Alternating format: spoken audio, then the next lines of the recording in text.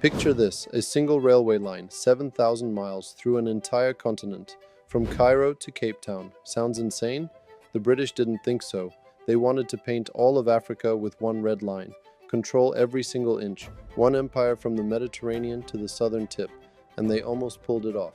This is the story of the most ambitious colonial project ever conceived, and why it spectacularly fell apart.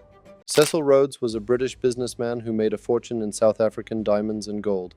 By the 1890s, he was one of the richest men in the world. His vision? British territory from Cape Town to Cairo. Not just influence, actual control. Every single mile. Why? Rhodes believed in British superiority, but there was also strategic logic. A north-south corridor through Africa meant complete dominance over trade routes, rapid troop movement, and European rivals would be completely locked out. The problem? In 1890, Britain didn't control most of the territory between Cairo and Cape Town, not even close. Britain had both ends. In the south, Cape Colony, South Africa. In the north, Egypt since 1882, crucial because of the Suez Canal. But in between, thousands of miles of unclear territory.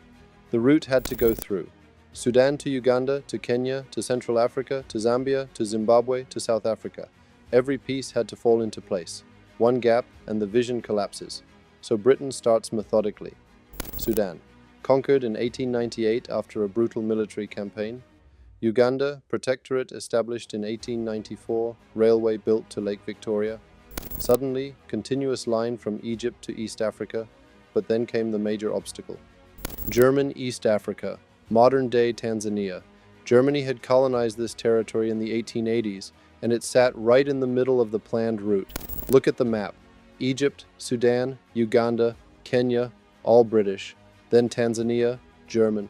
Then Zambia, Zimbabwe, South Africa, British again. One German colony blocking the entire vision. Britain tried to negotiate, offered other territories.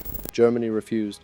Tanzania was too valuable, so Britain had to reroute. Messy, not the clean red line Rhodes dreamed of. And then another rival appeared. France. While Britain wanted a north-south empire, France wanted an east-west empire from the Atlantic to the Red Sea. 1898, Fashoda in modern-day South Sudan.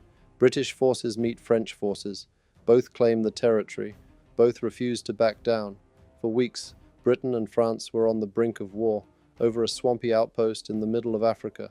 France eventually backed down, but it proved something. The vision was so ambitious it constantly collided with everyone else's plans.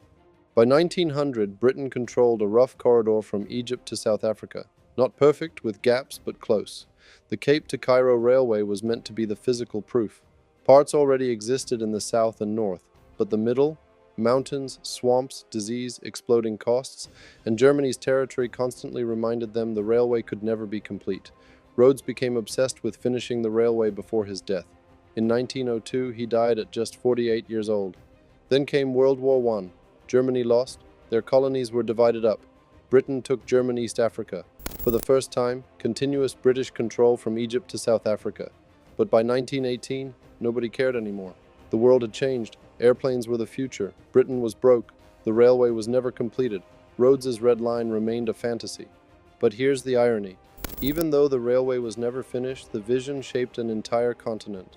Modern borders of Kenya, Uganda, Tanzania, Zambia, Zimbabwe, they exist because Britain needed that territorial link. Maybe the vision was never really about the railway. It was just the story Britain told itself while dominating an entire continent. The railway was the excuse. The empire was the point.